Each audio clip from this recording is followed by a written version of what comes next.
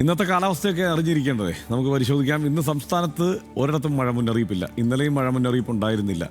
തിരുവനന്തപുരം മുതൽ കാസർഗോഡ് വരെ എല്ലാ ജില്ലകളിലും ഗ്രീൻ അലർട്ടാണ്, ഇന്നലത്തേതുപോലെ തന്നെ. പക്ഷേ ചില സ്ഥലത്തൊക്കെ ചിലപ്പം നേരിയ മഴയൊക്കെ പെയ്തേക്കാം എന്ന് കേന്ദ്ര കാലാവസ്ഥാ നിരീക്ഷണ കേന്ദ്രം ഇന്നലത്തേതുപോലെ തന്നെ മുന്നറിയിപ്പ് നൽകിയിട്ടുണ്ട്. കേരള, കർണാടക, ലക്ഷദ്വീപ് തീരങ്ങളിൽ ഇന്ന് മത്സ്യബന്ധനത്തിന് വിലക്ക് ഇല്ല.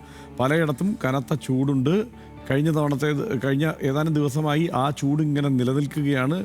പൊതുജനങ്ങൾക്കായി ദുരന്ത നിവാരണ അതോറിറ്റിയുടെ ജാഗ്രതാ നിർദ്ദേശങ്ങൾ എല്ലാവരും പാലിക്കണം. വിദ്യാർത്ഥികളുടെ കാര്യത്തിൽ നോക്കിയാൽ സ്കൂൾ അധികൃതരും രക്ഷിതാക്കളും പ്രത്യേക ശ്രദ്ധ പുലർത്തേണ്ടതുണ്ട്. അംഗൻവാടി കുട്ടികൾക്ക് ചൂടേൽക്കാത്ത തരത്തിലുള്ള സംവിധാനം നടപ്പാക്കണം. ഇനി ഇന്നത്തെ താപനില എങ്ങനെയാണ് എന്ന് പരിശോധിക്കാം. കഴിഞ്ഞ ദിവസം ഏറ്റവും കൂടുതൽ ചൂട് രേഖപ്പെടുത്തിയത് പാലക്കാട് ജില്ലയിലാണ്. ജില്ലയിൽ രേഖപ്പെടുത്തിയ കൂടിയ താപനില 36.4 ഡിഗ്രി സെൽഷ്യസ് ആണ്. കുറഞ്ഞ താപനില 24.3 ഡിഗ്രി സെൽഷ്യസ്. കഴിഞ്ഞ ദിവസങ്ങളിലേതുപോലെ കണ്ണൂരിലും കനത്ത ചൂട് തുടരുകയാണ്. 35.6 ഡിഗ്രി സെൽഷ്യസ് ആണ് കൂടിയ താപനില.